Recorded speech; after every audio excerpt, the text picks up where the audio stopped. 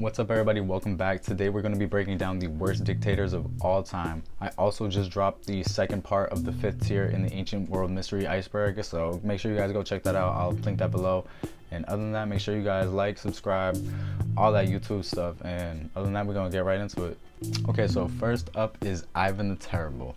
Now, the infamous Ivan IV was the first Grand Prince of Moscow to declare himself the Tsar of all of Russia, and he reigned for a period of nearly 37 years before his death. Born to Vasily III, Ivan found himself in a position of power at a young age, as he was appointed to the position of Grand Prince by his 3rd birthday after the unexpected death of his father. Surrounded by a group of reformers known as the Chosen Council, Ivan quickly took control of Russia, establishing Moscow as the predominant state within his new kingdom by the age of 16. So, under his new rule, Moscow was transformed from a medieval state into a complete empire because of the amount of power that he was basically in control of at this point.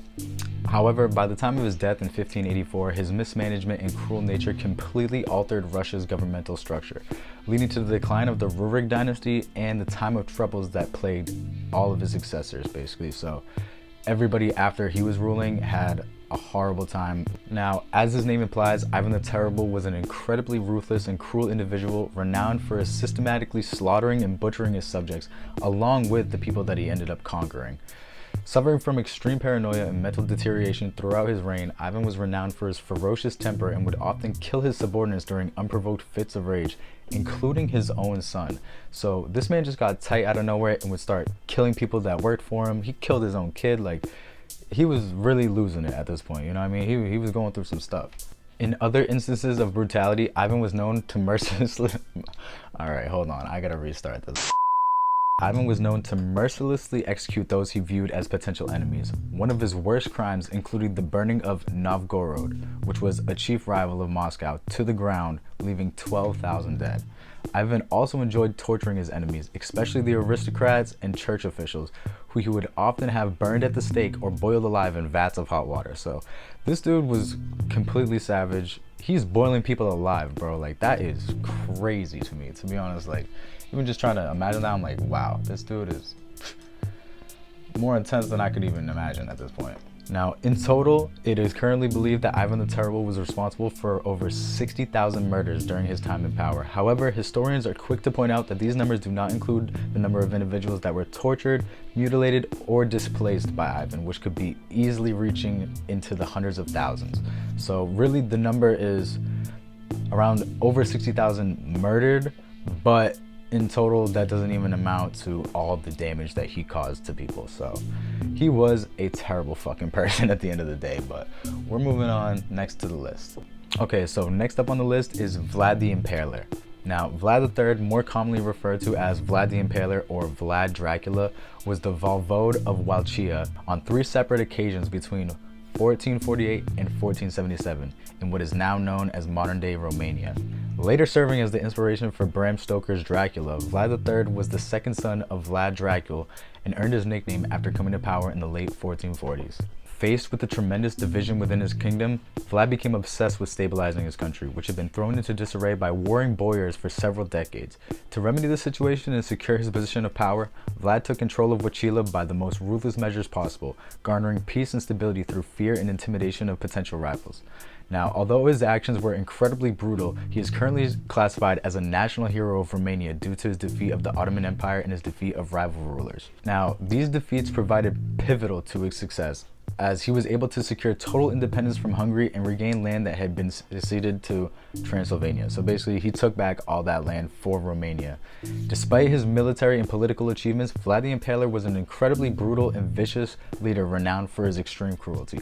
As his name implies, Vlad III was renowned for his use of extreme torture, with impalement being among his favorite forms of execution. So he loved impaling people, hence his name, Vlad the Impaler, which is just like so messed up in the head. How do you find impaling being your favorite thing to do? You are one sick lizard. During his rule, approximately 20,000 individuals were killed in this manner and were left on display for others to witness their demise. Vlad was also renowned for poisoning the wells of his enemies and for burning crops to ensure starvation ensued. In other words, he was just a complete scumbag in total. Like, he would make sure your water's poisoned, your crops ain't growing, you are going to die, and we are going to watch you. In total, it is currently estimated that Vlad the Impaler was responsible for killing 80,000 to 100,000 people during his time in power. When combined with his extreme disdain for human life, it is easy to see why Vlad III was one of the worst dictators in all of history. Okay, so third up is Idi Amin. Now, Idi Amin was a Ugandan military officer and the third president of Uganda between 1971 and 1979. Amin rose to power through his service in the British colonial army, attaining the rank of lieutenant before Uganda gained its independence in 1962. After remaining in the army, Amin continued to rise to the ranks, reaching the highly coveted position of commander of the Ugandan military, only 3 years after.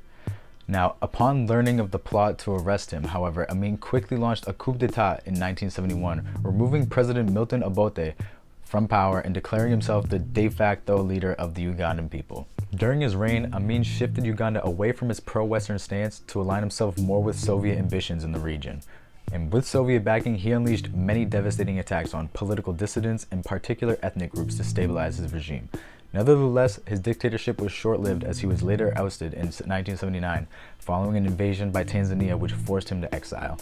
Now, during his time in power, Idi Amin was renowned for his incredibly ruthless and brutal policies against his own people. For approximately 8 years, Amin eliminated via execution, torture, and extended jail sentences various political officials and ethnic minorities and launched several repressive measures against his own people, including exile, imprisonment, and torture without cause or reason. Basically, he was just being an asshole to his own people. He was locking them up forever. He was just torturing them to death. He was exiling them, just completely kicking them out, saying, yo, you can't come back ever. All right, quick warning. We're about to get into some like really weird stuff. So if you are a bit squeamish when people talk about anything really crazy, I would just, mute it for the next maybe 30-40 seconds. But anyways, among some of his worst crimes were the systematic shooting of innocent civilians and his utilization of an underground prison used for extreme torture and executions. It is even rumored that Idi Amin was a cannibal of sorts and was known to eat his victims' flesh and internal organs on occasion. The dude was just completely, I don't even know, psychotic. At this point, he's eating people, bro. Like, he's lost his shit, you know what I mean? He is done. Now, however, even though he only ruled for about 8 years, in total it is currently estimated that Idi Amin was responsible for approximately 300,000 to 500,000 deaths in Uganda. However, historians are quick to point out that these figures are likely far higher, as a large number of individuals and their fate remains unknown at this time.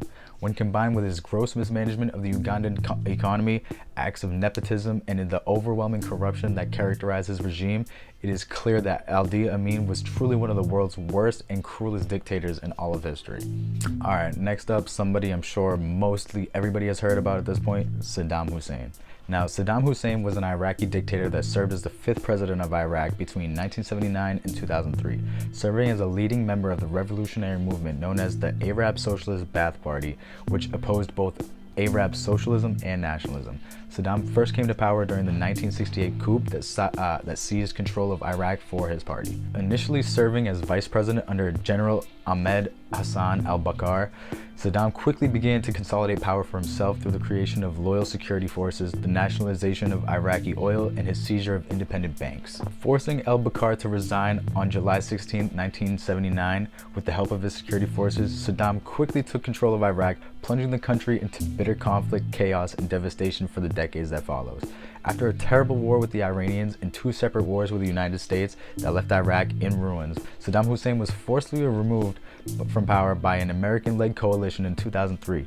He was later captured and placed on trial for his numerous crimes against humanity and was executed in 2006, which, to be honest with you, I think I can still remember hearing about this on TV. I know I remember the one that happened when Obama was president. I forget the dude's name, to be honest, at this point, but that the United States has conducted an operation that killed Osama bin Laden, the leader of Al-Qaeda. I remember seeing that on TV, and that was crazy big news. So let me know if you guys remember that at all, or if you guys are too young, I don't know. Let me know if you've heard about it, though. Now, Saddam Hussein was a ruthless dictator known for severe human rights abuses, repressive regime, and total disregard for human life. Implementing many repressive campaigns during his reign, Saddam was particularly cruel towards the Shia and Kurdish people living within Iraq and instituted several purges to limit their power and strength. Arbitrary arrests, torture, extreme violence, and sporadic executions of individuals suspected of disloyalty were also rampant during Saddam's reign, as he attempted to control his people both through terror and intimidation. Among his most vicious actions as president involved deploying chemical weapons against the Kurd in northeastern Iraq, leaving thousands of people injured and dead. So he was a total scumbag. He was using toxic gases, chemical weapons in his own country, which he obviously did not care who it was attacking. Now, it's actually extremely difficult to determine the overall extent of Saddam's crimes. It is currently estimated that he was responsible for nearly 250,000 confirmed murders. However, historians and former Iraqi military officials quickly point out that the actual figure is probably much higher and more than likely stretches beyond 1 million deaths. When combined with his cruelty, use of extreme torture, and total lack of human life, basically just did not give a fuck at all about anyone, it is not difficult to see why so many people hated him and why he's regarded as one of the worst dictators ever. So I completely get it, you know what I mean? I completely agree. But we're moving on. Next up is Pol Pot. Now, the infamous Pol Pot was a Cambodian revolutionary and later a politician who served as Prime Minister of Cambodia between 1976 and 1979. Classified as a Marxist-Leninist in his ideals as well as a Khmer nationalist, Pol Pot was a leading member of the communist movement known as the Khmer Rouge, and even managed to serve as General Secretary of the Communist Party of Kampuchea between 1963 and 1981. Shortly after coming to power, Pol Pot became a key figure in transforming Cambodia into a one-party state. Through his efforts to create an agrarian socialist society, which he believed was a fundamental step in becoming a communist state, he ordered the forced relocation of Cambodians' urban population to the countryside, where they were then ordered to work on collective farms. He basically made these people slaves at the end of the day, or indentured servants, whatever you want to call them. He moved these people from their urban place, basically cities, and just said, yo, you're going to the countryside and you are going to work on these farms.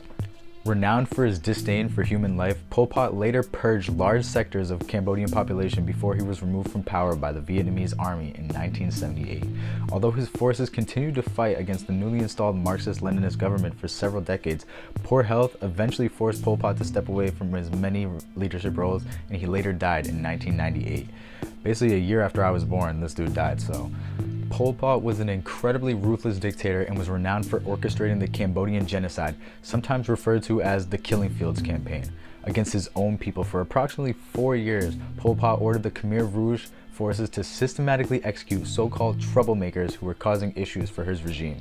He basically just started to eliminate his own people, a huge population of Cambodia, and basically he was just doing it for no reason other than, oh, you're not with us? Oh, word. Okay, cool.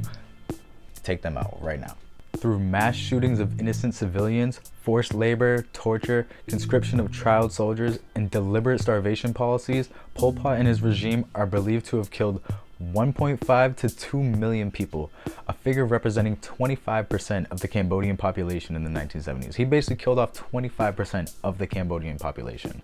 If not for the invasion of the Vietnam forces in 1978, scholars believe that these killing sprees would have likely continued well into the 1980s. As such, Pol Pot was truly one of the worst dictators in history due to his barbarism, violence, and outright cruelty to everyone he came across at the end of the day.